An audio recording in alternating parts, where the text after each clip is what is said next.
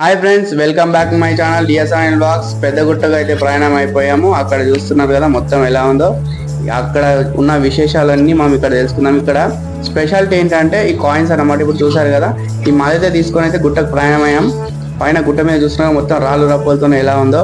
గుట్ట అటు ఇటు మొత్తం చెట్లతో ఉంది. ఆ చెట్ల స్టోరీ ఏంటి, ఆ గుట్ట స్టోరీ ఏంటి మొత్తం తెలుసుకుందాం.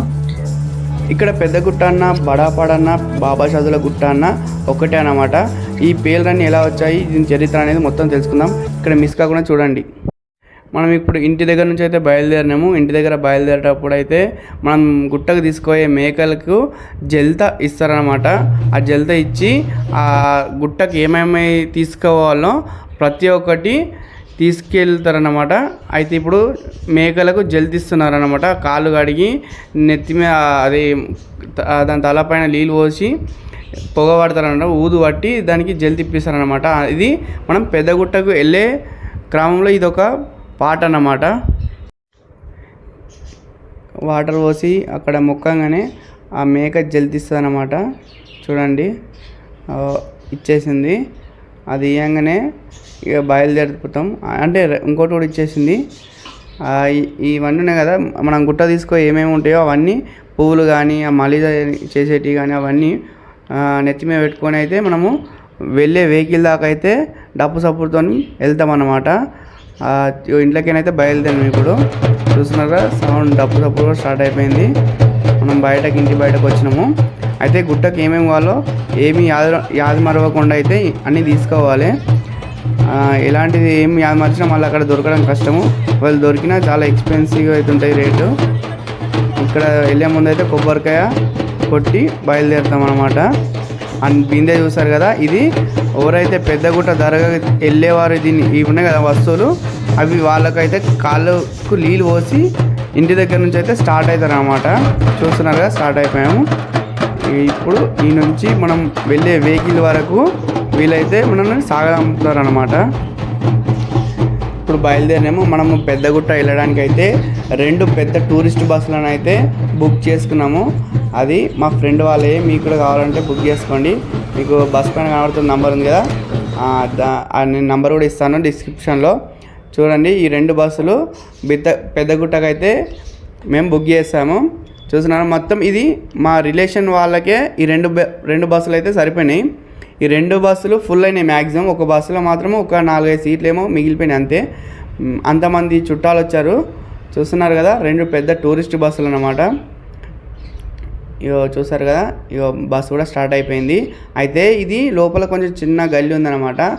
ఇందులోకి మన అందరూ డప్పు సప్పుతో వెళ్తున్నాం కదా, అది ముంగట ఒక అమ్మవారు ఉందన్నమాట, టెంపుల్. అక్కడ దాకా అయితే నడుచుకుంటూ వెళ్ళిర్రు. ఇగో ఇక్కడ చూస్తున్నారు కదా, ఇక్కడ మళ్ళా ఈ మేకలకు కానీ ఇవన్నీ డప్పు సప్పుడుతో మళ్ళీ ఇక్కడ కొబ్బరికాయ కొట్టి మళ్ళీ అగరబత్తులు తిప్పి బస్సులను కింద టైర్ల కింద కొబ్బరి చిప్పలు పెడతారనమాట. పెట్టి అప్పుడు మనము పెద్దగుట్ట దర్గాకు అయితే స్టార్ట్ అయిపోతాము.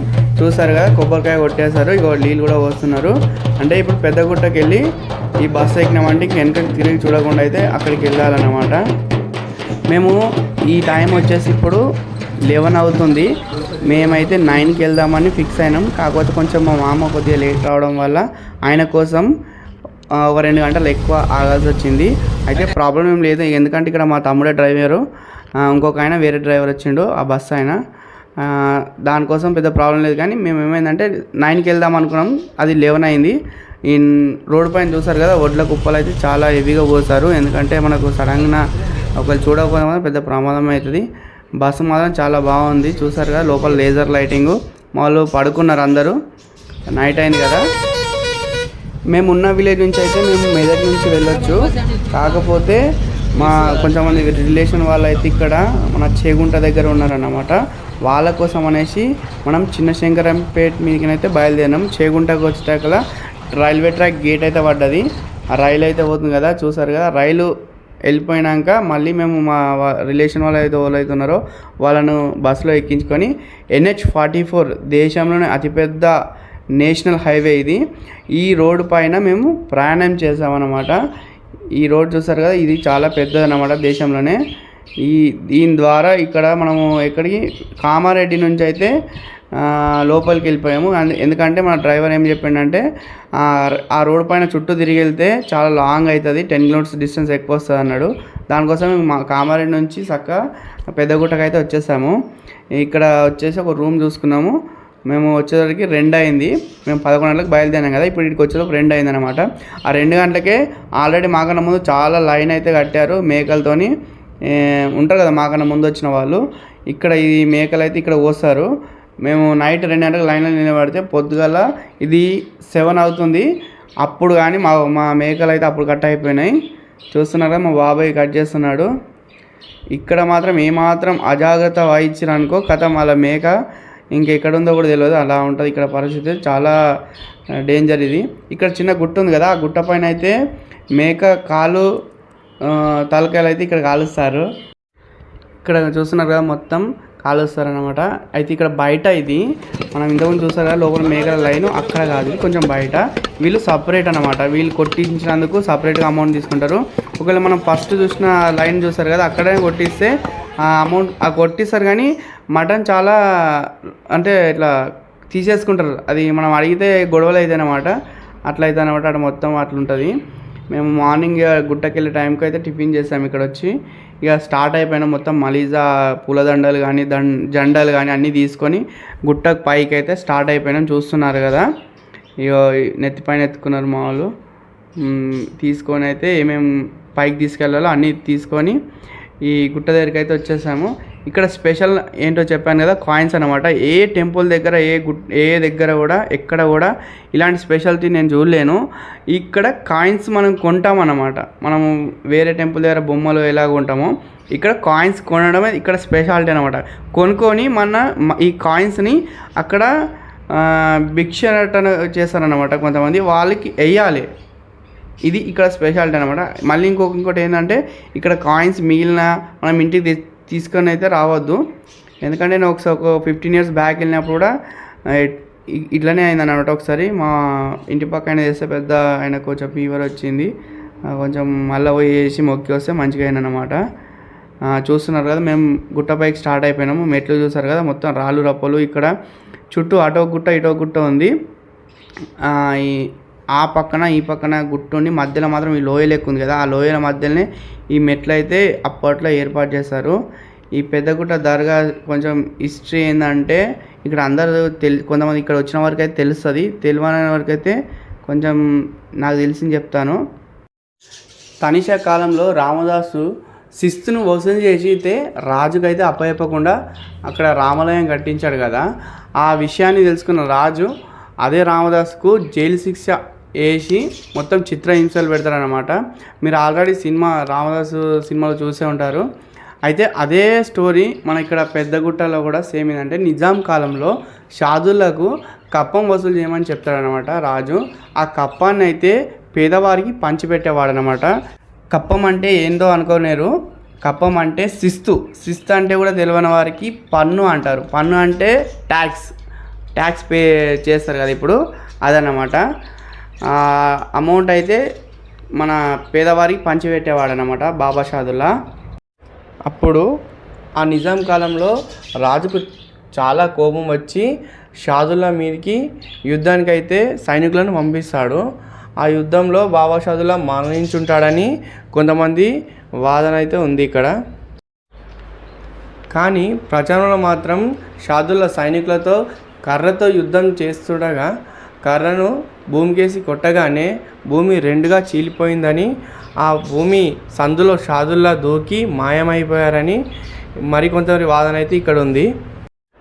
అయితే జానపద కథల్లో హీరోను కానీ హీరోయిన్ని కానీ చనిపోవడం ఉండదు. అలాంటి పరిస్థితి వస్తే మాయమయ్యారని చెబుతారే తప్ప చనిపోయాడనో చెప్పబడ్డాడనో చెప్పడానికి జానపదం ఇష్టపడదన్నమాట. ఉదాహరణకు సమ్మక్క సారక్క చనిపోయారని సమాధి నుండి లేచి వచ్చారని ప్రచారంలో ఎలా ఉందో మీరు ఆల్రెడీ కొన్ని సినిమాలు సమ్మక్క సారక్క సినిమాలో కూడా చూసే ఉంటారు. అయితే అచ్చం అలాగే షాదుల్లా కూడా భూమి 2గా చీలిపోగా అందులో దూకి మాయమయ్యాడని ప్రచారంలో కూడా ఉంది.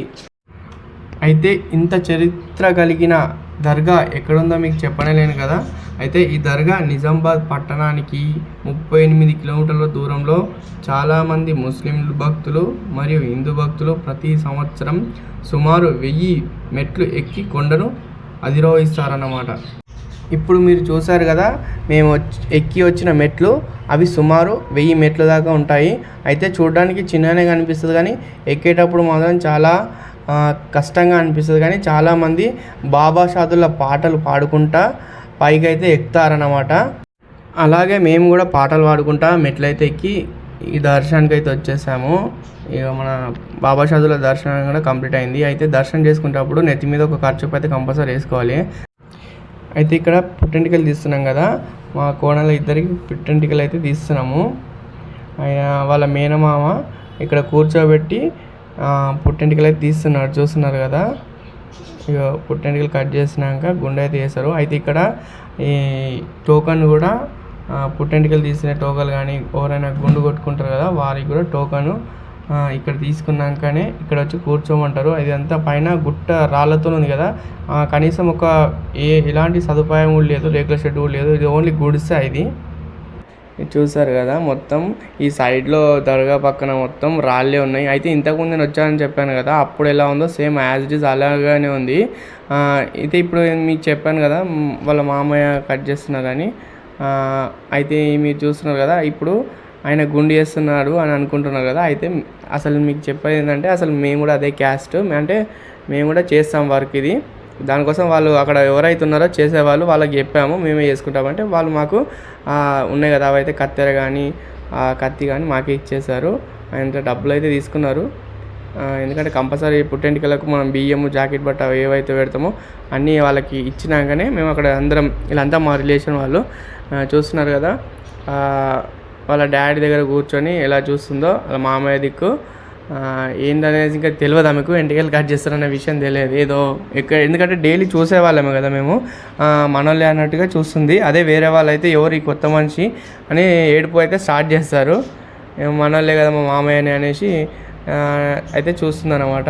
చూస్తున్నారు కదా, నీట్గా గుండె అయితే కంప్లీట్ చేస్తున్నాడు. ఇది వీళ్ళిద్దరి గుండు అయినాక ఇక మా పక్కన మా రాజు కూర్చున్నాడు కదా, ఆయన ఎంటికలు చూసారు కదా దగ్గర దగ్గర ఎంత వెరిపోయాయో. అది గుండె అయితే ఆయన్నే కొడుతున్నాడు, ఎందుకంటే వీళ్ళ ఇద్దరు కోడళ్ళకు నేనే కొడతా అనేసి ఈయన మహేష్ బాబు కొడుతుండు. ఇక ఈ గడ్డం అయితే గుండు కంప్లీట్ అయింది, గడ్డం చేస్తున్నాడు ఇప్పుడు.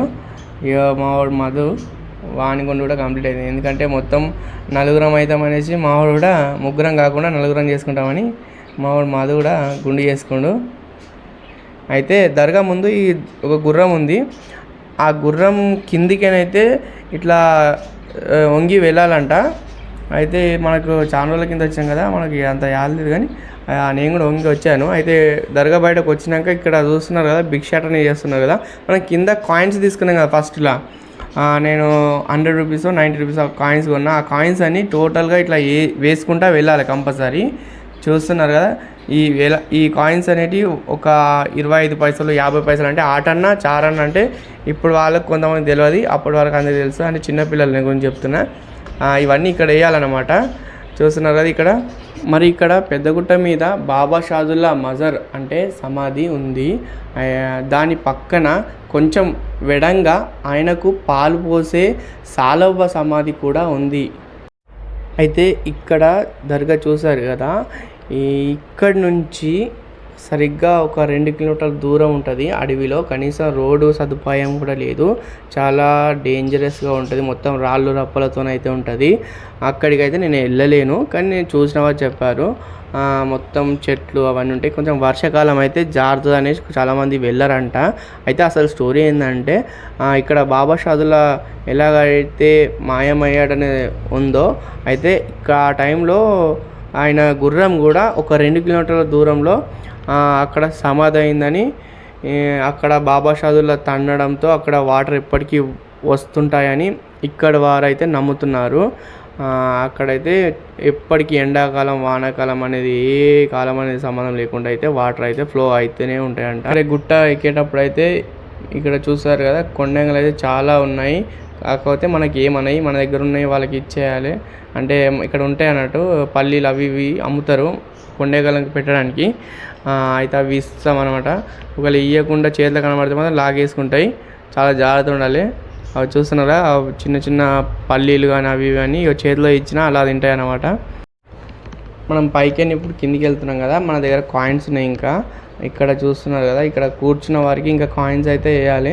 నాతో ఇంకా కాయిన్స్ అయితే అయిపోలేవు కదా, ఇంకా మొత్తం ఇట్లా కాయిన్స్ వేసుకుంటా కింద దాకా వెళ్ళిపోవాలి. వెళ్తుంటే ఈ మెట్ల మధ్యలో ఇట్లా కాయిన్స్ ఇంకా అమ్ముతుంటారు అనమాట. ఇక్కడ మీకు కౌంట్ చేస్తుంది కదా, మనకు 10కు ఒక ఇక్కడ ఉంది కదా కుప్పలు, ఒక 10 రూపాయలకు ఒక ఉప్ప లెక్క మనకి ఇస్తారు. పైకి అయితే అందరం కిందికి వచ్చేసాం రూమ్ దగ్గరికి. అయితే అప్పటికే చాలా టైం అయిపోయింది, అందరూ కూర్చున్నారు తినడానికి. ఇక అప్పటికే చాలా టైం అయిపోవడంతో అందరూ వడ్డిస్తున్నారు. మా వాళ్ళు ఇక్కడ కూర్చున్నారు కదా, అందరు పెద్దవాళ్ళు చిన్నవాళ్ళు అందరూ. అయితే చాలా ఎండలు అయితే కొడుతున్నాయి, దానికైతే ఉడకపోస్తుంది ముందే రేగుల పైన. మా తాతయ్య అవుతాడు, ఆయనతో అయితే ఫోటో తీస్తున్నారు మా అత్తమ్మలు వీళ్ళంతా. ఇక్కడ చూస్తున్నారు కదా, ఇక్కడ మా రాజు వాళ్ళ ఫ్రెండ్స్ కూడా వచ్చినారు. వాళ్ళు సిటీ నుంచి వచ్చారు, కొంతమంది వేరే విలేజ్ నుంచి వచ్చారు. వాళ్ళు కూడా ఇక్కడ రూమ్లో కూర్చోబెట్టి అన్నం అయితే పెట్టాము. మొత్తం ఈ 4 రూమ్స్ కనబడుతున్నాయి ఇక్కడ నుంచి అక్కడ దాకా, అవన్నీ మేమే తీసుకున్నాము. ఇక్కడ మీరు చూసిన తొండ వెరైటీగా ఉంది కదా, చాలా డిఫరెంట్గా ఉంది. అయితే మా బస్సులు అయితే కదిలినాయి. ఇక్కడ పార్కింగ్ తీసుకొచ్చేసి షెడ్ కూడా పెట్టారు. ఇక సాయంత్రం అయింది కదా, మొత్తం తిన్నారు అంతా అయిపోయింది కదా, ఇక రెడీ ఇంటికి వెళ్ళడానికి అయితే సిద్ధం చేశారు. ఇక తిన్నాక కాసేపు కూర్చున్నారు, ఇక్కడ కూర్చొని కొంచెం థమ్స్ అప్ అవి ఉంటే తాగుతున్నారు. ఇక చిన్నపిల్లలు ఏమన్నా తీసుకునేటి షాపింగ్ ఉంటే చేసుకున్నారు అన్నమాట. అయిపోయింది, ఈ నుంచి నైట్ అయిపోయింది అప్పటికే. ఇక రూమ్స్ అన్ని ఖాళీ చేసాము, చూస్తున్నారు కదా రూమ్స్ అన్ని ఖాళీ చేసాము. ఇక్కడ పైకి ఎక్కితే పెద్ద గుట్టకి వెళ్ళిపోతాము. బస్సులు అయితే స్టార్ట్ అయినాయి, మా మొత్తం చుట్టాలు అయితే బస్సులలో ఎక్కినారు. ఇక బస్సు మూవ్ అయింది. ఇది ఎంట్రన్స్ అనమాట, పెద్ద గుట్టకి ఎంట్రన్స్. ఇన్నే పెద్ద కమాన్ కనబడుతుంది కదా, ఇక్కడ ముంగట కనబడుతుంది కదా బస్ స్టాప్. ఇది బస్సులు వచ్చేసి ఇక్కడ ఆగిపోతాయి. అయితే ఇది మనకు ఈ విలేజ్ జలాల్పూర్ విలేజ్ కిందకి అయితే ఇది వస్తుంది అనమాట.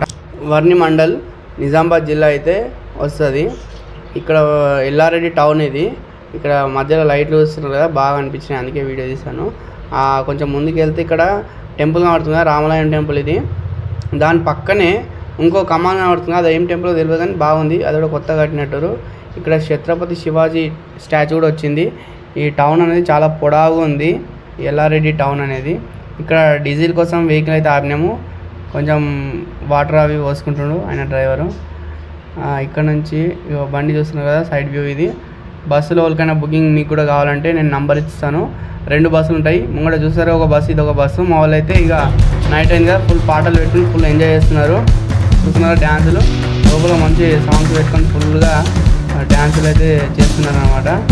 ఇక మా డ్రైవర్ అయితే నైట్ ఇంటికి పోయేలోపు 12 ఏమో అయింది. ఇక ఈ నుంచి వీడియో క్లోజ్ చేస్తాను. Thanks for watching my video. Subscribe and like and share.